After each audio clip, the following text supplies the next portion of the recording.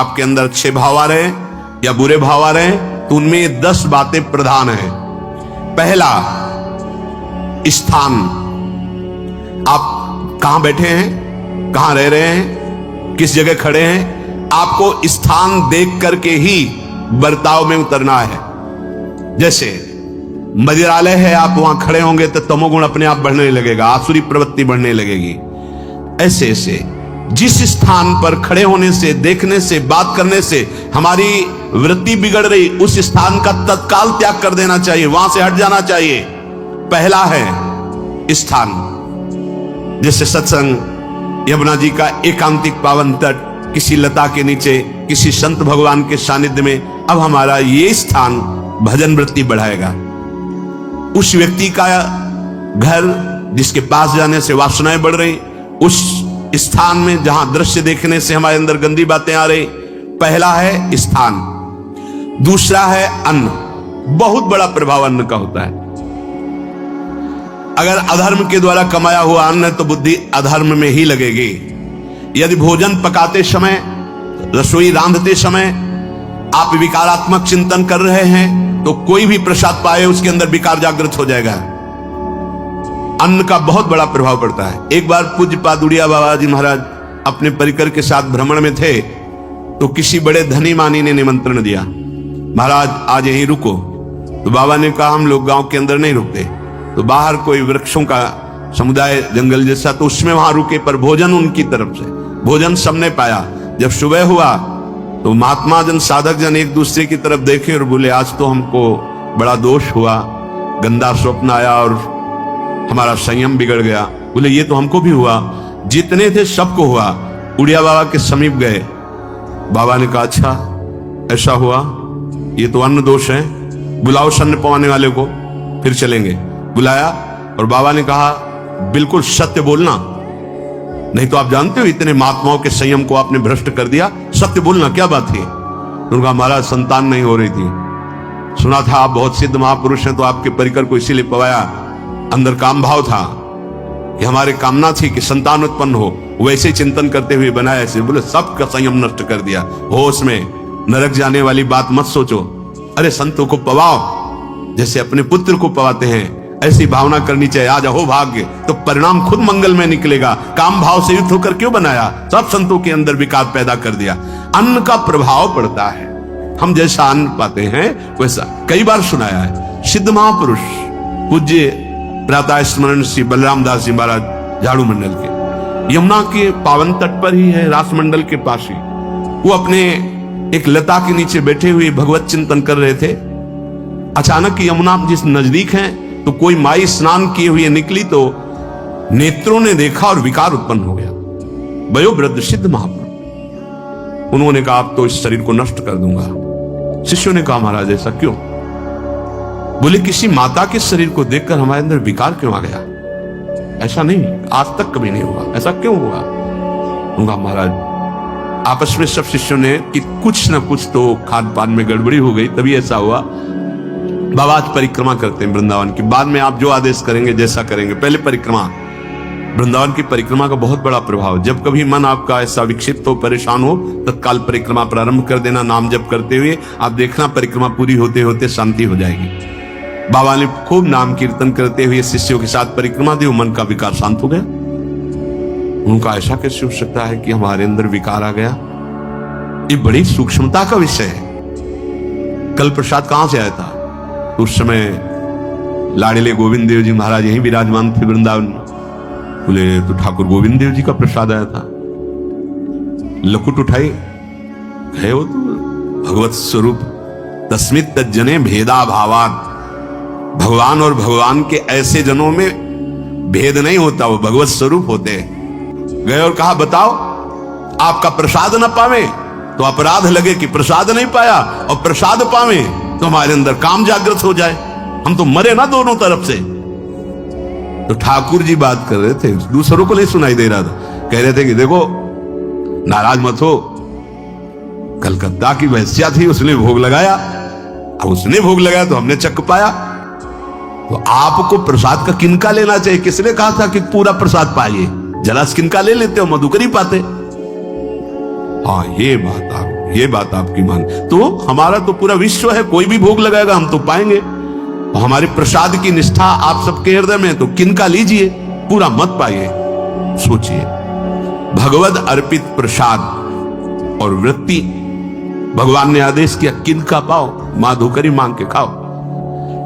यहां वर्णन कर रहे, यदि हम अन्न थोड़ा भी हमारे अंदर दूषित चला गया, तो जब कभी ऐसी विकार की भावना हो, आपके अंदर विकार बन रहा है, तो खोजिए।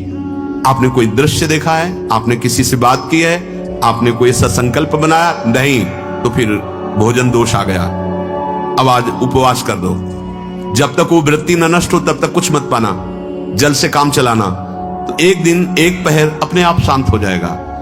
अगर बहुत विकलता हो रही तो नाम कीर्तन शुरू कर दो, भोजन मत पाना, नाम कीर्तन शुरू, बिल्कुल शांति मिल जाएगी, बिल्कुल।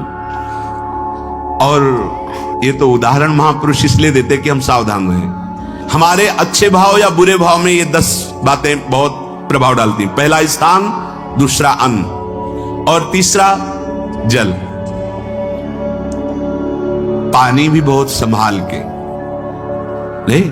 आजकल तो देखो प्रायः ऐसे दांत से प्लास्टिक नोचेंगे, ऐसे पानी पिएंगे, कब भरी गई, कहां भरी गई, कैसा पानी, बड़ा देखो कैसा हमारे भजन साधन के लिए विक्षेप पैदा होता चला जा रहा है। पहले सुंदर सरोवरों का जल, मतलब 15 वर्ष तो गंगा जल ही केवल पिया है, जो आकाशवृत्ति से मिला नहीं, गंगा जल ही पिया है। कुआं का जल, फिर आया हैंडपैप का जल, अपवित्र होने लगा। हैंडपैप में जो वाशर, अगर वो कहीं चमड़े का पड़ा हुआ है तो अपवित्र जल हो गया। अब हैंडपैप का भी अंतर ध्यान स्वरूप हो गया, अब तो नहीं दिखाई देता। अब रह गया है मोटर से निकले और फिल्टर में जाए, वो मशीन जो फिल्टर करती है पानी को, आरओ, उससे। अब वो जिनके पास है तो है, नहीं तो परिक्रमा लगाया हो, आपको पानी पीने को नहीं मिलेगा। देखो कैसा समय आ गया। भोजन, पहले कोई दगाबाजी भोजन में तो नहीं करता था। गांव में जब जिसके यहां दूध बेचा जाता था ना, उसको बहुत लघु दृष्टि से देखा है, गाय माए एक बराबर होती है, ये दूध बेचता है। 10-5 किलो मठा तो आप ऐसे मांग के ले सकते थे, अगर अड़ोस पड़ोस में वो मठा मिल जाएगा। जब कोई उत्सव होता, फ्री दूध 100, 200, 500 किलो पूरे गांव के सब दे देते, कोई ऐसे बेचता था। अब दूध नहीं, जब बूढ़े लोग बैठते थे कहते थे पानी बिकेगा आगे चल के। आज पानी बिक रहा है, नहीं बिक रहा, पानी बिक रहा है। हमें लगता है सबको ही पैसे से ही पानी है, वो बोतलें नीली नीली नहीं, इतनी बड़ी बड़ी बिकती, उन्हीं से पानी पिया जा रहा है। आगे और समय जल का प्रभाव पड़ता है। जैसे हम गंगा जल पीते थे, सही कहते, कई दिन जब भोजन नहीं मिलता तो पूरी पौष्टिकता गंगा जल से मिलती थी। गंगा माता के जल से ऐसा लगता था मानो हम परम पावन अमृत पान कर रहे हैं, सारी पौष्टिकता मिलती थी। कुएं का जल अपने आप में पौष्टिकता से युक्त होता, जो हमें चाहिए। आज देखो जल की समस्या हो गई, पवित्र जल पीने के लिए हम तरस रहे। कहां जल और कैसे मिलेगा जल? या तो आप पैसे वाले हो तो आप खरीद करके पीजिए, नहीं तो अब वो जल नहीं रह गया कि कुएं से निकाला पी लिया या सरोवर से पी लिया, या कैसा दुर्भाग्य है। जल का बहुत बड़ा योग है साधना में। जैसे स्थान का तो परम पावन वृंदावन धाम, अन्न का तो अब हम भगवत प्रसाद पाते हैं, जल का बहुत बड़ा योग है। आज दूषित होता चला जा रहा है, क्योंकि अब हाथ की बात नहीं रह गई है कि आप सुंदर कुआं से जल लें या सरोवर से जल लें या आप नदी से जल लें। स्वामी जी के लिए लिखा हुआ है कि रोज यमुना स्नान और रोज यमुना जल ही पान।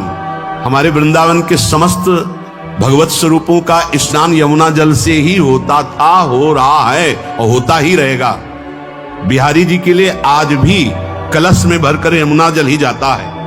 वो कपड़ा से ऐसे ढक के जब हम 2 बजे परिक्रमा देते थे तो एक महाभागवत है, वो किसी को छूते नहीं, दूर से कहते छूना मत, बिहारी जी के लिए जल जा रहा है, स्नान के लिए बिहारी जी। फिर चौथा है आपका परिकर, जहां पर रह रहे हैं वो समुदाय, चाहे परिवार हो या आप समुदाय, वो कैसा है? रजोगुणी है, तमोगुणी है, सतोगुणी है या त्रिगुणातीत भागवतिक है, उसका प्रभाव पड़ेगा।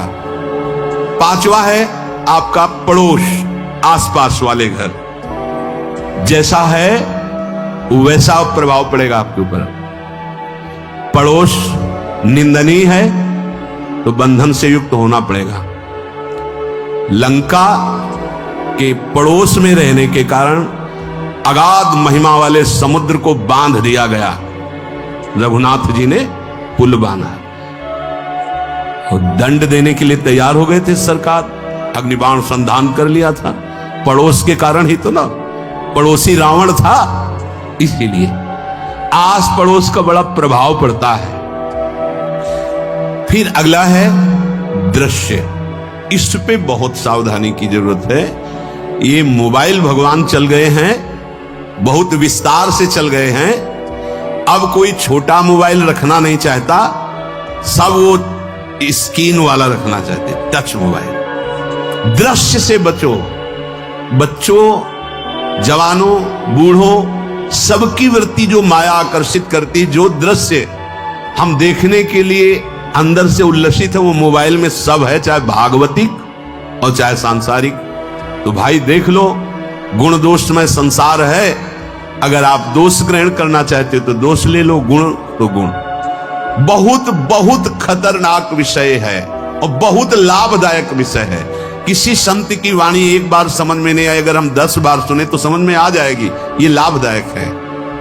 कभी कोई किसी से बात करनी, पहले जा रहे तो पोस्ट कार्ड चलते थे, एक कार्ड, वो 15 पैसे का इतना बड़ा वाला आता था, 25 पैसे का बंद वाला लिफाफे में आता था, नीले नीले कागज का 15 पैसे वाला कार्ड। उसमें चिट्ठी जाती थी महीनों में, कभी यहां 1 मिनट में अमेरिका से बात कर लो, कितनी बढ़िया बात हो गई। उसका दुरुपयोग ना करो। अब हमारी इतनी चंचल वृत्ति है कि दुरुपयोग करने के लिए उत्साह बढ़ जाता है। बोले अब सब काम हो गया है, अब एकांत सेवन कर रहे हैं, अंदर से सिटकिनी बंद और मोबाइल भगवान का संग शुरू।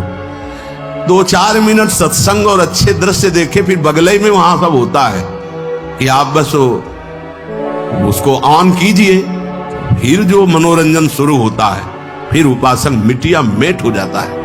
ये बहुत सावधानी की बात कह रहे हैं। वैसे हमें लगता है यदि आपको इस बड़े कार्य वाले ना हो तो छोटा मोबाइल रखे तो अच्छा रहता है।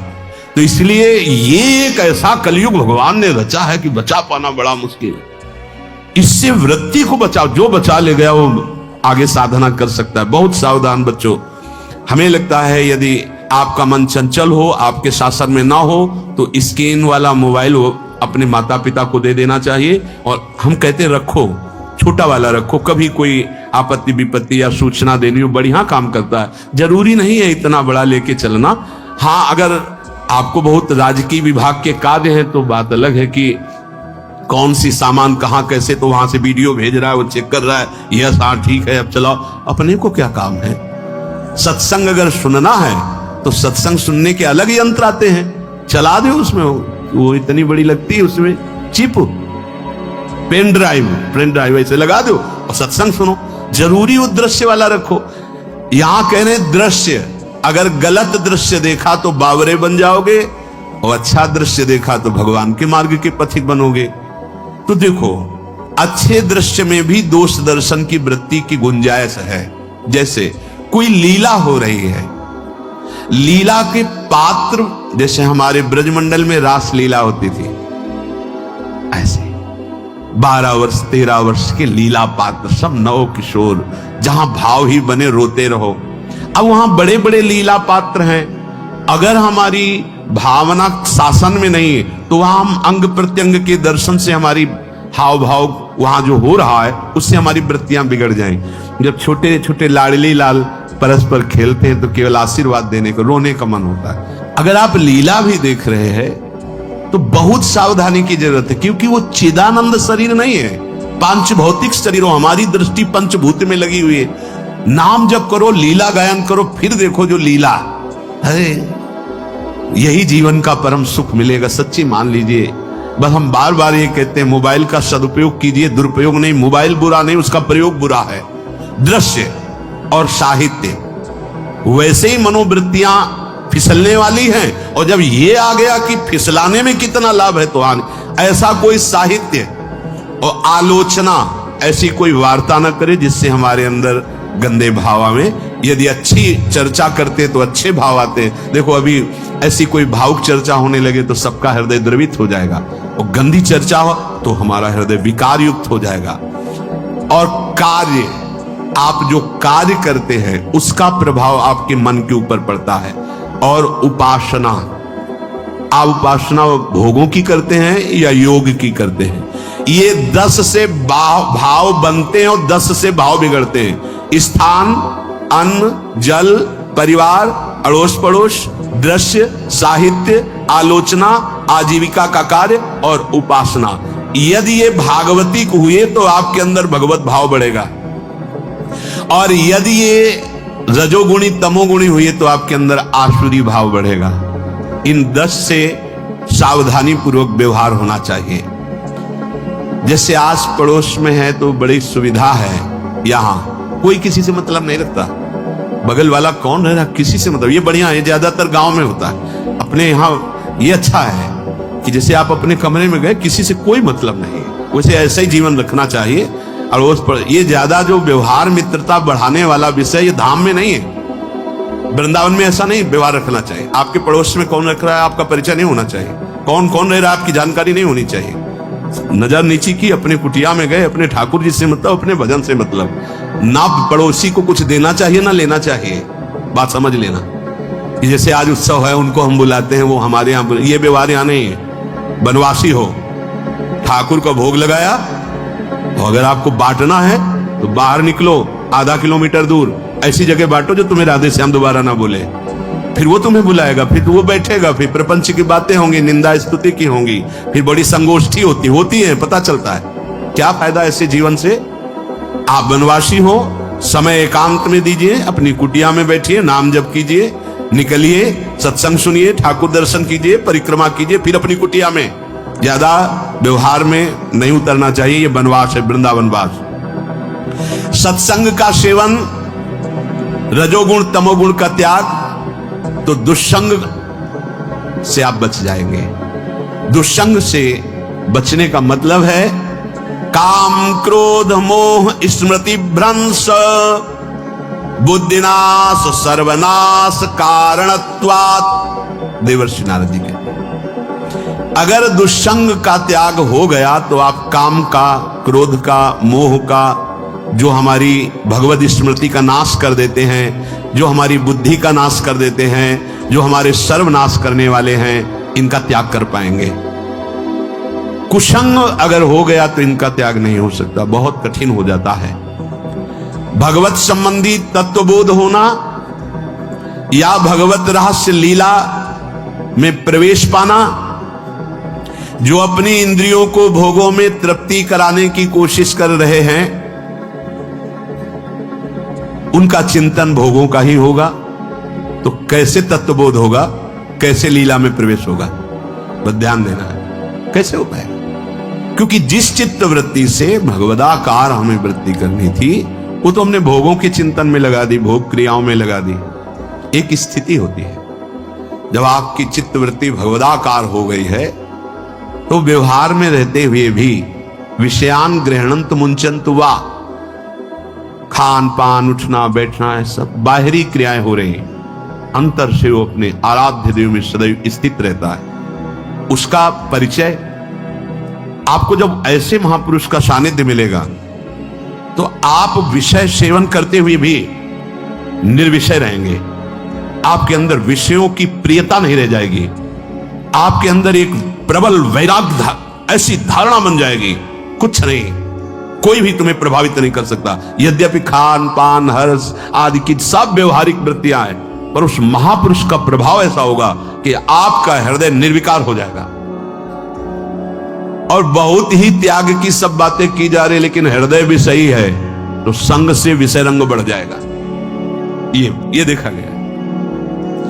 हृदय अगर निष्प्रिय है, जिसका हम संग कह रहे हैं, तो उसका परिणाम निष्प्रिय निकलेगा।